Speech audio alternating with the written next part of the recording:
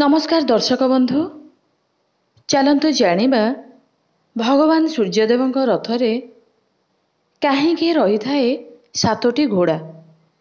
यार प्रकृत अर्थ कौन? हिंदू धर्म अनुसार अनेक देवादेवी विषय आमे किछि ना किछि जानिछु। एथिसह समस्त देवादेवी को आमे कौनसी ना कौनसी सवारी उपरे बसिथिबार मध्य देखिबाकू पाइथाउ।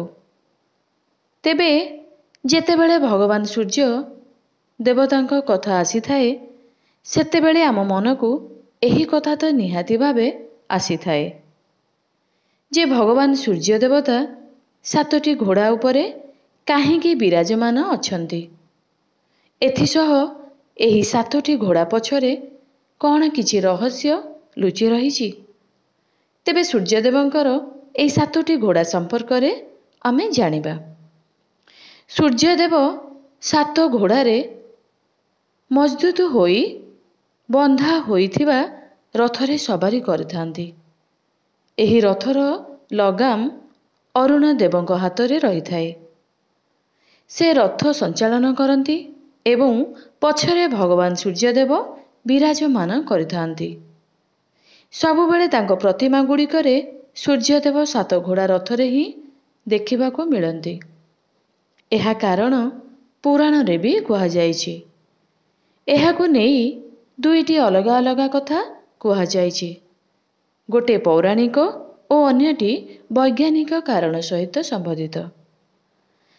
तांको सात घोड़ार नाँ हेउछि गायत्री, भ्राति, उष्मिक, जगती, त्रिस्तप, अनुस्तप और पंक्ति। सात घोड़ा सप्ताहर 7 दिन को बुझाए। प्रत्येक गोटे घोड़ा गोटे दिन को दर्शाए। आउ किछि कथा अछि जहा वैज्ञानिक कारणरू सत लागे। पौराणिक कथा अनुसार ए सात घोड़ा एहार रश्मि को दर्शाए। रश्मि सूर्यଙ୍କ ठारू बाहरी थाए। रश्मि रे सात रंग थाए जहा केबे केबे इंद्रधनु रूपे देखिबाकू मिली थाए।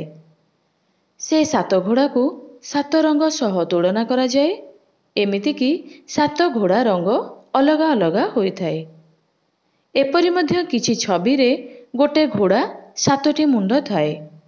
जेमिति एक घोड़ारू सात घोड़ार उत्पत्ति होई थाए। जेमिति एक रश्मिरू सात रंग हेउछि सेहीपरि रथरे बेसी आकर्षणीय हेउछि एहार गोटिए चक। एहा एते बड़ रथ को संभाळिछि। गोटे चकर तुलना 1 वर्ष सह करा जाए। 12 तितलियां 12 मास को बुझाई थाए।